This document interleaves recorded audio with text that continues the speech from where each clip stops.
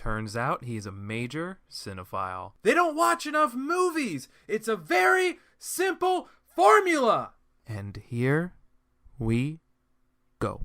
Hello, friend. I feel like I can say friend now that we've been doing this for 25 weeks, this being our 26th episode. So I have a few fun things coming up in the next few topics, like a 28 Days Weeks episode, and another guest episode with someone I am extremely excited about, with a darker, brooding Netflix show. Not Riverdale, but close guess.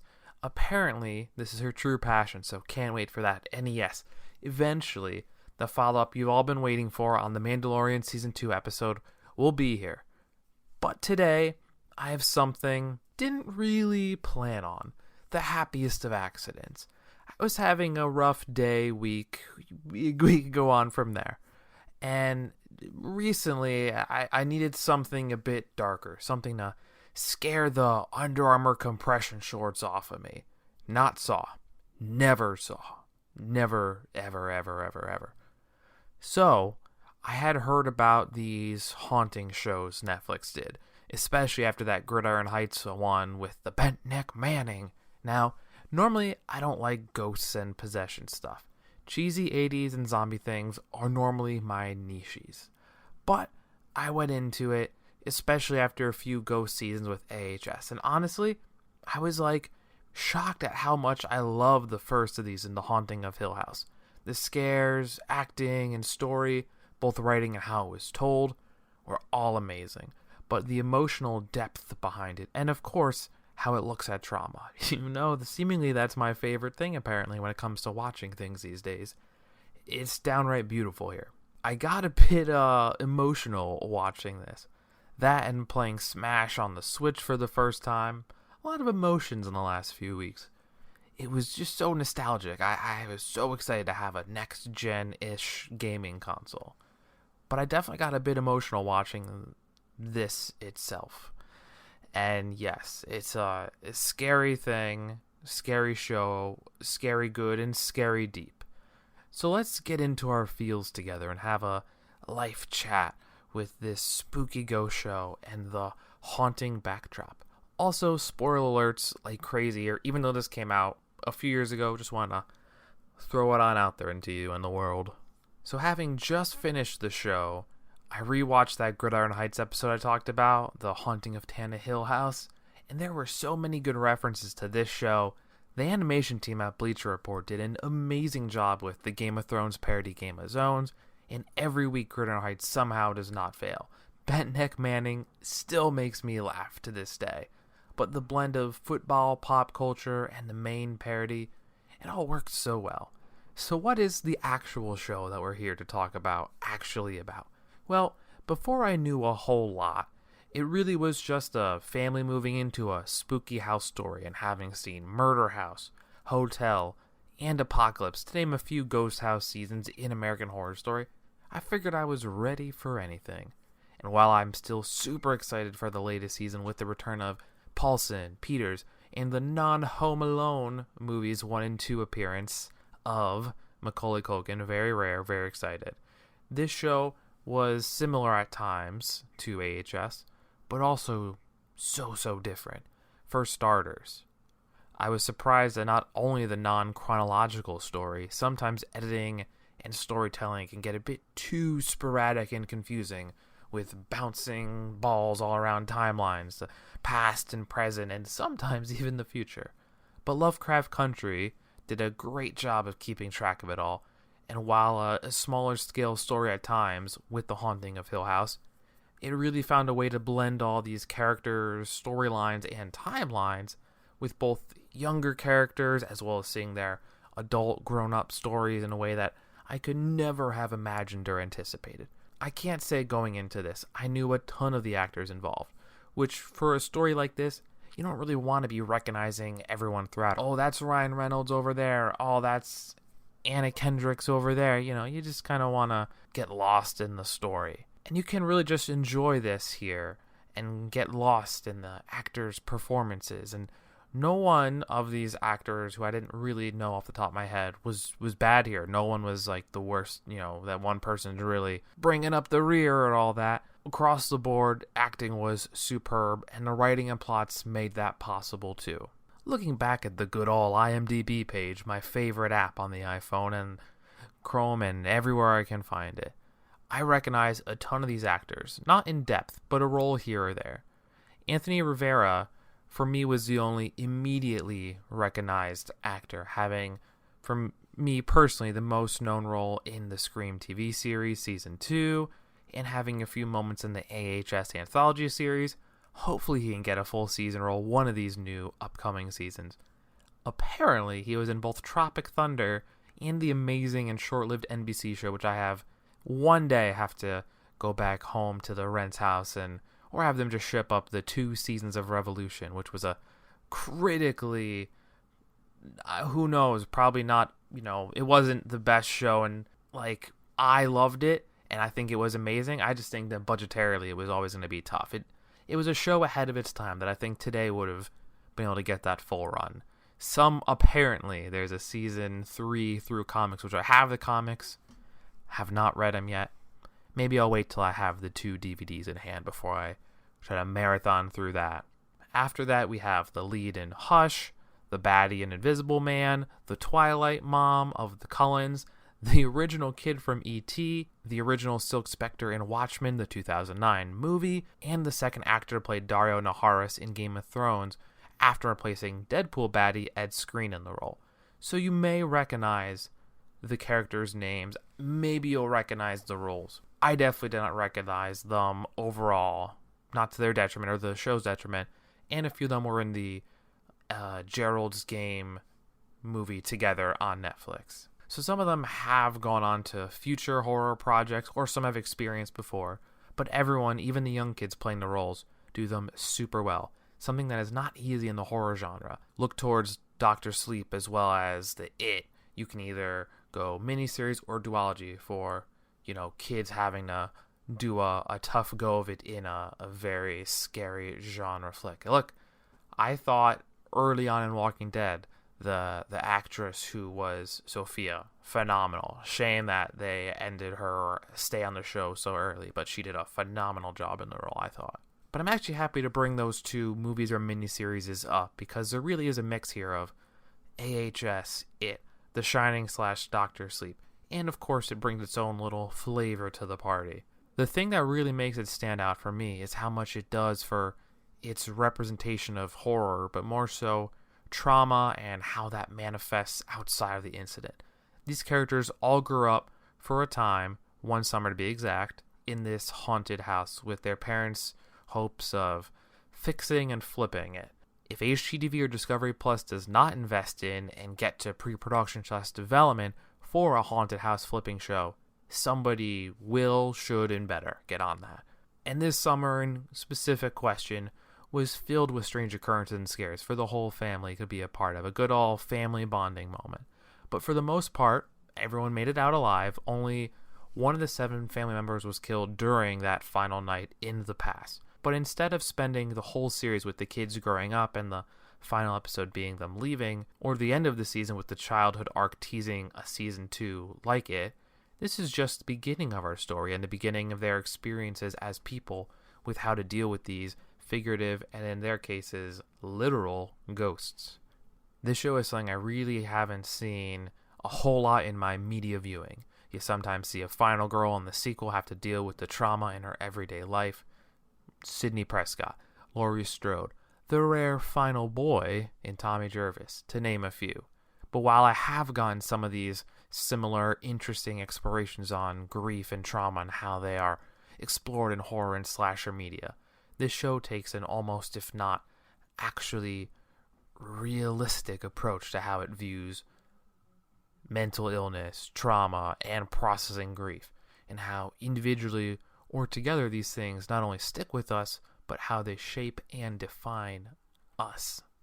Look, everyone would love to be shaped by happy, positive interactions, but, as Inside Out shows us, that is impossible, A, and B, most of our memories and real-life defining moments are actually a blend of emotion. One of the best parts of that amazing movie that is still one of the best things that exists on Disney Plus, especially if you're looking for something just so deep and powerful. Like a really sad or scary moment in our life can turn into a very positive moment. Now, that may not be the case with our characters here, but just in general, it's a very nice sentiment that is just something that can be noticed and appreciated all throughout life. It's just a nice little blend of emotions. One part this, two parts that, shaken not stirred, a little bit of salt, all the other cocktail-y things. Look, it's been a while since I've been mixologist Nick.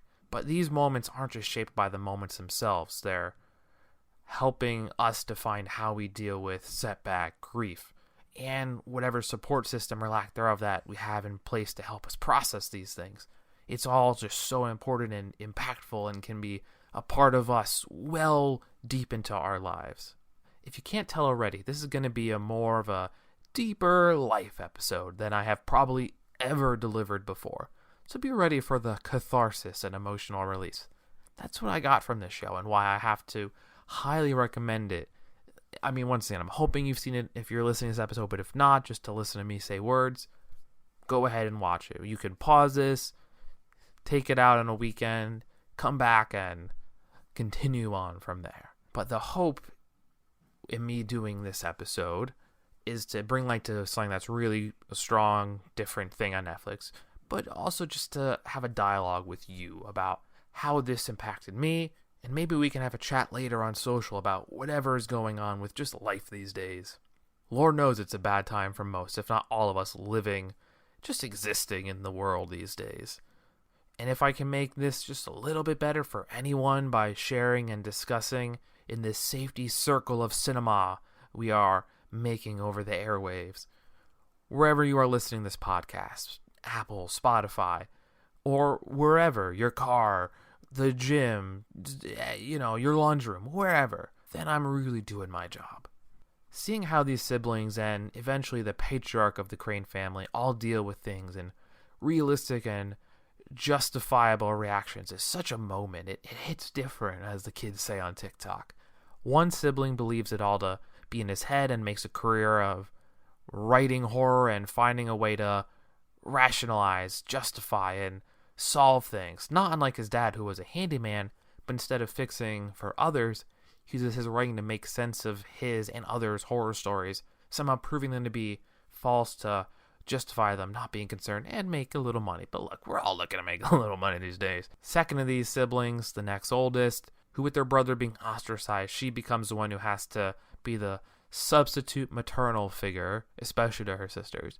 She's taken her talents to facing death every day as a mortician. She too is trying to fix and build, something also gotten from her father. But she faces death in all its ugliness every day and finds a way to make things better or fix them, as she says, in a way that brings them back to life as best she can. Probably the most curious, peculiar, and at times fantastical sibling is the middle child. Shout out middle child. That's what I do. That's my life. Middle child gang. Woo woo. Who has the interesting, I will call it a superpower, to touch anyone or anything and see the story of them. The interesting and at times confusing part in this show as a whole: what's real, what is happening because of spirits, and what is made up / not there at all. Her power clearly seems to be real as she saves a foster care child with her work and her power as she finds out how some people died and much more. She is in a helping field like her sister,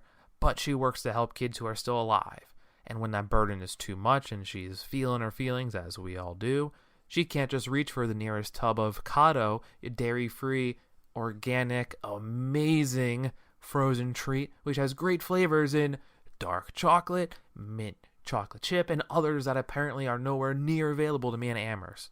Once again, that's me attempting a sponsor read. Let me know how you think it went in the comments. She unfortunately needs to feel other things and turns to a semi-addiction to alcohol and sex, something that might sound familiar in a second, and she is constantly wearing gloves to not have to feel and take part in others' pains. Theo, in The Haunting of Hill House, is a blend of Elsa from Frozen wearing gloves and having power she does not want to use or feel anymore, and Professor X from the later McAvoy films who wants to close himself off from the power of feeling others and not wanting to feel your pain and feel your suffering. With all those being under Disney and most available on Disney Plus now, I'll do what I can to Disneyfy this situation with this synopsis song. Do you want to feel your feelings? Get lost and leave me the heck alone. Okay, bye. End scene. The last of the main character kids are the twins, who see the most ghost and spooky stuff in the house. They only kind of remember their birth mother. This is the power I most question, with them feeling things of each other as the twin thing. It's kind of a thing, but I never really know if it's actually a thing. Like Theo's hand sense touch power. I know it had, clearly there's something to it. The kids, the twins, do have the most hauntings overall, with the eventual reveal of the bent neck lady ghost. Luke's ghost, while scary, was never really all that personal. No personal hells, Dante's Infernos going on for him. It's a floating guy with a big-ass fingers and a big-ass cane, and he wants his bowler hat back, and that's his whole shtick. But I guess that's a soft tease to while scary, as ghosts tend to be, unless they're Caspers, is just maybe going about his life looking for stuff, his own stuff, and going back to his eternal existence in this house. While Luke turns to addiction too, but less socially acceptable as alcohol and sex, with his vice of choice being drugs, their sister Nell never really has a coping mechanism. She develops sleep paralysis. She also sees the most ghosts throughout her life, and this bent neck lady actually appears to be herself when she does eventually die in the house. It's like a slideshow. She goes through all these moments of time in being the bent neck lady, and that eventual realization is the whole reason she is screaming at her younger self. And like, look, she has someone in her life and gets married, but somehow, I don't know if it's bent neck lady based or however, somehow that guy dies, but she's a bent neck lady. So there's a little questioning there, but you know, she had this support system in place, and when that died and she couldn't reach out to her siblings, that all led to the eventual what happened and her being the bent neck lady. I mean, that part in this show was chef's kiss, masterful, so well done, and oh man, it goosebumps when that happened. I was very excited. While we don't see the dad too much in the present day, he eventually reverts back to his role of trying to fix and help everyone. And, you know, at the time, he's seeing some spooky things here and there, like other members of the family, but, you know, he's just trying to do his job and manage his family. Totally understandable. I feel like kids are always the one who see the ghost, and when the parents see the ghost, normally that's the last you see of the parents, if you know what I'm talking about. You horror aficionados, you. His coping is sort of just, could be his coping, could be actually there. His wife, he sees her in all her alive glory and is constantly, she's feeding him advice. I feel like he rarely takes it, or it just takes a while for him to see it at times. He really just sort of keeps it all in, which, while not a coping mechanism, is a reaction people have sometimes to these things. Normally, eventually, it bursts out in a negative way. In his way, I don't know if you ever really saw that. I feel like you just kind of saw it eventually take him over, and eventually he just let it all go, which seemed kind of, you know, you take this plot line, thought process, rationale, reaction, and it at times seems like maybe not the healthiest to start, but you know, what a way to kind of let it all go. Or you could say he gives into it, which would not be as healthy. So I guess take your pick. At times the show is very up to interpretation, which is probably why it's so good. But we have a lot more of him and their mom in the past, which understandable. You know, the kids are doing whatever they're doing, the scary things are happening, but you know, it can't just be 7 people running around a scary house. It kind of has to have something, and he's clearly the person doing the stuff for the most part, for the job purposes. Mr. Flip It and Flop It, you know, or whatever the HGTV show is called. There's no way it's called Flip It or Flop It, but we'll go with that's what it's called right now. And it takes all season to see how, but to the mom, you know, we see her early, and obviously she's clearly not present and something happening. That's the big question throughout the show is, where is their mom? What happened to their mom? We hear that she's dead, but we don't really see a whole lot. And it takes all season to see how she met her end and died and what the house horrors were that fateful night that changed this family forever. And, as much as we see the mom in the present day, and there's this interesting tease about, she's a sensitive person and can see all these things, and the youngest daughter can too, and those happen to be the two that don't make it of, the women in the family who don't end up making it at the end of the show. Also, one more Gridiron Heights episode thing. The Red Room, which has to be a The Shining reference. It has to be, right? With Red Room, whatever that kid sounds like. I think that's a pretty spot-on impersonation, if you ask me. It's shown as the Red Zone, and only open for one of the teams there. Like, if you like that web cartoon comedy, watch this show and go back and watch it. You won't regret it. And while there, go look at one of the 3 or all 3 of the Bleacher Report animated shows. They are all amazing in their own right, whether your pleasure is the NBA, the Champions League, or the NFL, or just pop culture and sports mixed together. There's so many good pop culture things that blend just so well, and it's so good. I swear that's the last departure from the show at hand, and we're done plugging Bleacher Report animated content, which it's great, but we're done. Time to get back to what we're doing. We lost track a little bit. They went through the maze, now we're back at Hill House. But the twists and turns and style of horror and emotional depth in this show that we're talking about were all amazing in their own right. The show's horror element is one of the things that may not be as gory or as just outright visceral. But if you're alone, lights down low or very minimal, glowy mood lights, it's one of those things that just watching with your full attention span, you might scare yourself more than like a lot of things out there. Sometimes seeing the ghost in the background of a scene or seeing a character jump from a human to a spirit and back again, there are jump scares, sure, but they're not really unearned here. Like just seeing something in the background, even if nothing happens because of it, it's scary as all heck. And just the general unease adds to the scares, and sometimes just the overall messed up nature of some scenes. I did not like the kitten death scenes. That's awful. It's not Marley and Me awful, but it's pretty gosh darn close if you ask me. American Horror Story may be out loud scary or gory, but at times it's going to make you laugh. I don't know if I laughed in Hill House. It'll just make you feel things. Or at times you may even just ask yourself after an episode, how did that just happen? Or maybe you'll have one of those aha moments. But you may need to take a break. I don't know if you could get through a whole season of Hill House for the first time. I feel like something would make you need to take a pause, just with all the things going on. But they have this special secret way, the secret sauce, as it were, of teasing things you want to know so early, but gradually feeding them to you and revealing them all until you look and your cake's done and you enjoyed every little layer and tier and ingredient in it. Both the modern day and the past events here just blend so well. I'm sure I've said it, but I'm going to keep saying it. While early making time to get to know each sibling through the past, how they grew up, and the present, who they are now, and how they're coping and dealing with things. And you find out what those individual things are dealing with, because they all have this one moment that is this defining, scary moment, but they also have their own things going on that are also bad that, blends together. No one's really doing great when we meet them, that's for sure. Even when a character dies in the show, and not so many die here, they're not throwing characters to the death blows, every episode. This isn't Prison Break or Dexter we're talking about here.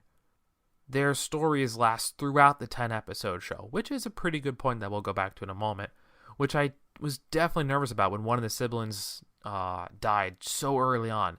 Heck, there's a reason everyone is brought back. Like, her funeral is why everyone comes back together, rejoined again as a mostly complete connected family. Also, mentioning that red door, even the reveal of just who makes certain noises in the house. The show shows you one perspective, and late in the show, almost all of those perspectives were shifted to give you the the whole show, the whole photo, to look at the photograph. Multiple scary door handle open problems where I'm squeaking the door both ways. Oh, it's not opening. Scary. We're with the family or individual member on one side of that room, and the other thing being something trying to get in. First with people thinking a scary ghost is trying to get in, to another shot leaving us, the audience, wondering who the scary ghost is behind that forever locked door. But the apparent reveal of a haunted version of the Harry Potter, which, quick pop culture news bulletin, yours truly, which is in early stages of a Harry Potter show, apparently getting an HBO something. We don't know any details. It's super early in development, but just the idea of more wizards and Harry Potter and all the other things sounds freaking amazing. Let's go, HBO Max. Give me more Harry Potter things immediately, am I right?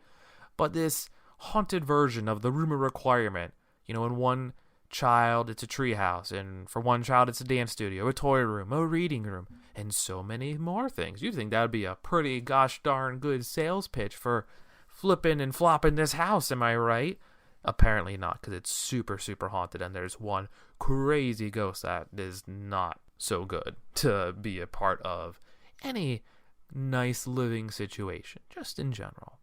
This show is constantly giving you information and events, but the show will pull the rug out from under you while never being seen as a cheap shot or unearned story result. Like I'm just thinking of specific moments here, having Luke's imaginary friend never actually be imaginary, because look, we don't know who's a ghost and who's not a ghost until we see them clearly being a ghost. And the whole time we're like, oh, it's imaginary, because everyone else thinks it's imaginary. But that girl is a child of the couple working in the area, and we heard they had a daughter, but you figured she was, there. We never were going to see her or something. Turns out we've seen her a couple times throughout the episode. I mean, in the first episode, we see Luke in the garden waving to this girl who, no one acknowledges because, everyone probably doesn't notice her or assumes, we as an audience that that's a ghost. Turns out, not a ghost, real life. And the first time we clearly are introduced to her being a real person, she drinks at the super messed up, we won't call it red wedding, we won't call it purple wedding. Look, this would not be a horror piece of content without one especially messed up scene. The Rat Poison Tea Party. I wish there was a snappier title, but, we'll call it The Rat Poison Tea Party. Boo, boo, boo, boo. I figured she was a ghost right up until she started choking and dying on rat poison. Pretty tough to assume it's a ghost at that point. Although, American Horror Story does have ghosts totally being vulnerable to killing each other, even if it doesn't last. They're can play around with each other's arms and livers and things, or whatever ghosts do. I don't know.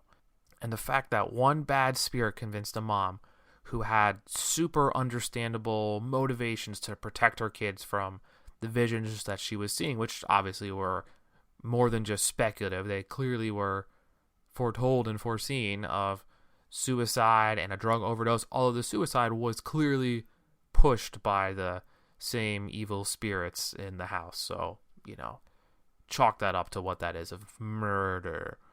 Mix that with horrors of just spirits floating around, as she's one of those sensitive people who can just see ghosts and sees dead people.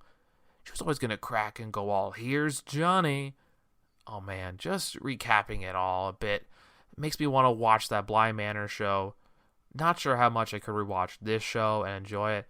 It's not like Big Mouth, Rick and Morty, Walking Dead, or Scream, where you can just do it again and again and again and still enjoy it. This was amazing, and I probably will rewatch it at some point, but this you couldn't rewatch Haunting of Hill House 10, 20 times over. You would, I think, cheapen it, and you wouldn't get anything out of it at a point. But kind of back to something we talked about early of stories and things, right? There's a line in here about when we die, we're all stories. Something about that just beautiful, I really like that notion, and maybe because it works in the same way that Coco does with, the ofrenda and putting your family up on the ofrenda and honoring them and giving them their favorite foods that they liked in life and leading them home, and it's just a very nice way to think about death and those that we care about. And you remember their stories, and they're remembered forever as you pass down those stories generations to come. Just just a really nice sentiment, yeah. Whew. But having some similar HS vibes with those who died. This is the spoiler warning case. Both parents and the youngest of the twins all live in the house after death and have their together time, showing it's not all bad. Some spirits are bad, some are good. Both elements seen in Murder House, Hotel, and 1984 a bit as well. While one particularly nasty spirit caused a ton of deaths, when one family lost their daughter and one dad his wife, he wanted to burn it all down. Not the first time someone wants to take this all down. And there's a really interesting science question about trying to burn it down and nothing happened. And I guess they're saying there was no oxygen in the house or something weird like that. But in the end, you see the dying groundskeeper's wife, who's brought there to die and live again with their youngest daughter, who was poisoned, and their stillborn child who died in the house. The assumption is the groundskeeper himself will be right there with them all to die in the house and be together for all eternity when it is his time. And at the end of the show, the 4 alive kids, 3 are with their significant others in healthy relationships that they definitely weren't in the beginning, and Luke is 2 years clean with their support. Only the writing son, who never believed in any of this, knows the truth of the house and their fates, and maybe he shared, their father should have, or maybe he's doing the same thing and keeping it to himself so they can try to live, without having to think anymore of this haunting, scary house that has caused so much grief as they were growing up and clearly in this, stage of their developing adult life. But he is the only one who knows the truth of the house and their fate still alive. The final person to leave the house with all the spirits behind him, shown either trapped or residing in this house. Some I'm sure love it, some I'm sure hate it, but that's the same way it is in American Horror Story Season 1. Shout out First Podcast. Shout out, great show. But Haunting of Hill House, a beautiful story with a landscape and dressing of a terrifying ghost story. And for the most part, with a unique perspective the show takes on time and death and just remembrance. They all lived, depending on your description or definition of lived, happily ever after enough. Which, considering the time we are living in right now, that's as good as can be. If you ask someone how they're doing, no one's going to just be, I'm the bee's knees right now. My answer is as okay as can be. And that's the highest it can go. Well, that was a different episode for sure. From not really having a desire to watching either of the haunting shows, to having a deep connection and bond, and having to make an episode about it. I had to do this. Everything else was pushed to the back burner for this. But guys, seriously, you listener, thank you for being a part of this therapeutic journey with an amazing horror show that you hopefully have watched before listening to this. But if not, watch it right now on Netflix. Let's hope The Haunting of Bly Manor is as hauntingly good as the first entry in this anthology series. What was your favorite part of the show? Or just let's have some life chats. Makes us all a little bit better, doesn't it? Have any other horror movies that give you that emotional release or lift that you never know you needed or never expected to come from something? I mean, if you have some, let me know, because that is seemingly my thing. That's my it right now. That's how I exist right now, watching things like that. So give me your recommendations. Give me more. I want another thing beside Coco to make me feel my feelings. Share it with me on social at either knickknack_ or knickknack movies. Let's chat together with this podcast that is slowly shifting to being mostly, if not exclusively, a horror podcast. Swear that was not my intent. A few years ago, I probably was not even remotely into this stuff still. I swear we're going to do some Disney, Star Wars stuff, just more hunky-dory stuff at some point. It's going to happen soon enough, I promise. But seriously, thank you for letting me have this release, and any message bag things y'all leave for me will be shared on the latest episode, so I'll send it out my way and I'll send it back out to the world, right? But until next time, cinephiles, are you not entertained? I think this is going to be the beginning of a beautiful friendship. I don't like goodbyes. Let's just call this see you later, alligator.